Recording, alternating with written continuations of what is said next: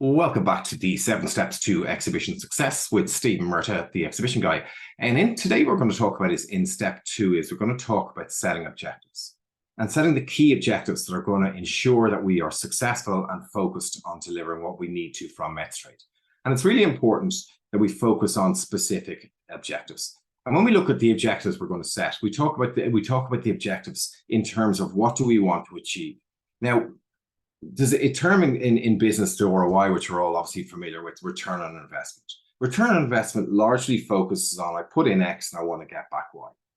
But the new metric in exhibition terms is what they call ROO, which is return on objectives. And why this is so important is we can achieve multiple things in one place at one time when exhibiting. So there's many, many more things that we can achieve outside of sales from exhibitions. Now, obviously, that's hugely important. But if we just focus on one objective, and that may be the sales figure, chances are we're going to be disappointed.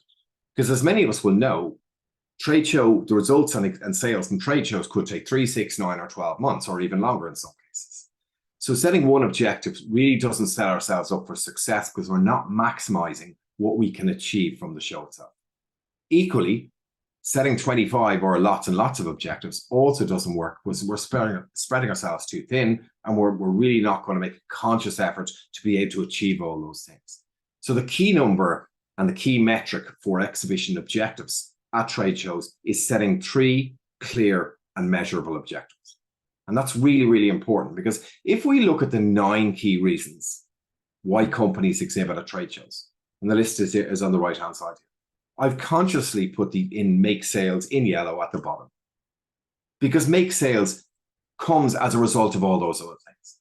So what we're trying to achieve is, do we want to add 20 companies to our database? Do we want to meet 5 existing customers? Do we want to meet 12 new customers? Do we want to appoint a new distributor? Do we want to launch a new product? Whatever those objectives are, that there's a very clear path to achieving them. And when we set those 3 objectives, we're really setting ourselves up for success. And when I work with clients and we talk about this idea of objectives, post-event, they say they're delighted that they set 3 because they were really successful in achieving maybe 2 of them, and then a third one was on the way.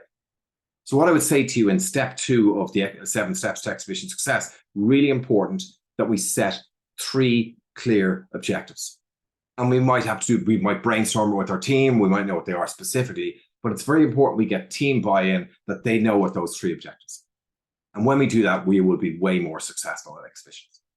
I hope step 2 was of some help, and I look forward to seeing you for step 3 in the next video. It's Stephen Murtagh, the exhibition guy.